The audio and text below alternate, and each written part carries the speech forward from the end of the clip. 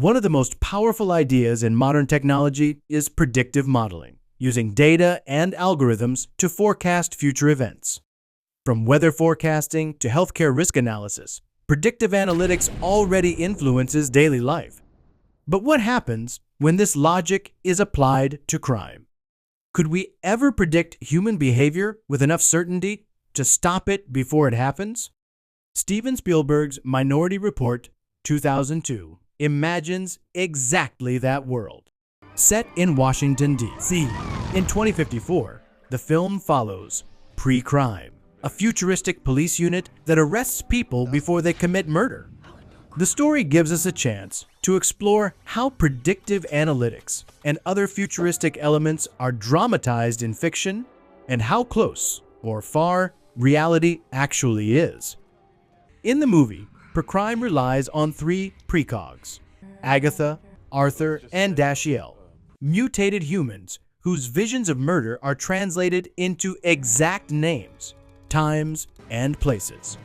For 6 years, Washington has been murder-free. Chief John Anderton is the system's biggest believer until the precogs predict that he himself will murder a man named Leo Crow in just 36 hours. Goodbye, Crow. Shocked, Anderton goes on the run. To escape the city's constant retina scans, he endures a black market eye transplant.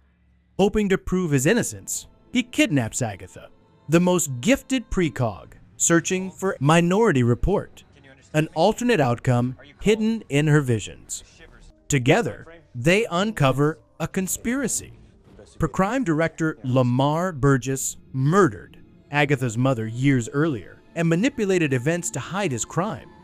In the end, Burgess takes his own life. Forgive me, John. Forgive me. The film treats prediction as supernatural, visions plucked from the minds of oracles. In reality, predictive modeling uses statistical algorithms and machine learning to analyze past crime data and highlight patterns.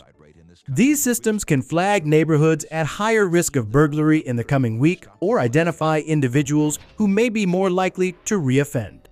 But predictive analytics is about probabilities, not certainties. No real model can say, this person will kill someone tomorrow at 8, like the precogs do. Even worse, studies show predictive policing can reproduce systemic biases, over-policing disadvantaged areas while under-policing others. Experts emphasize these tools should guide policy or resource allocation, not justify arrests. The movie also imagines a city under constant biometric watch. Retina scanners identify citizens instantly, and billboards call them out by name.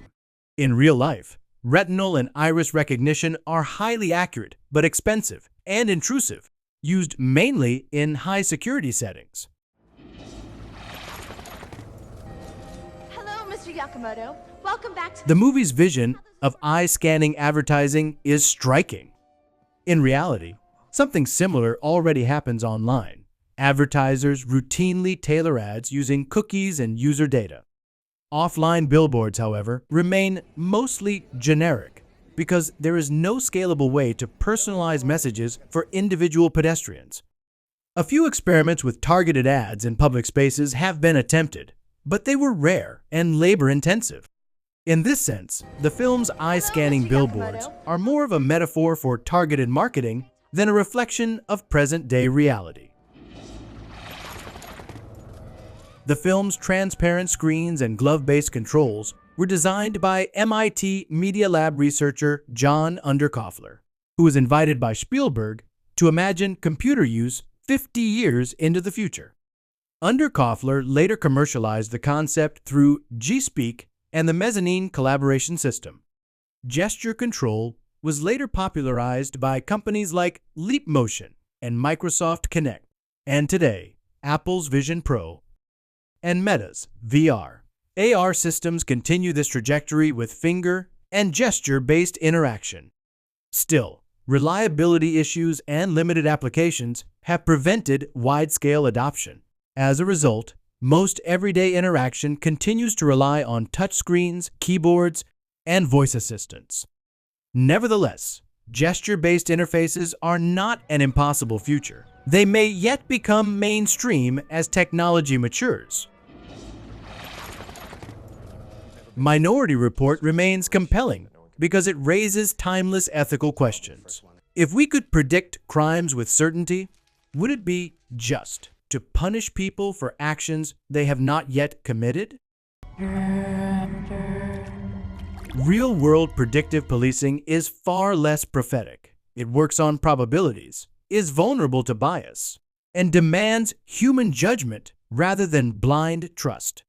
Many experts in data science and AI agree that while the film's technology is grounded in genuine research, it is dramatized for effect.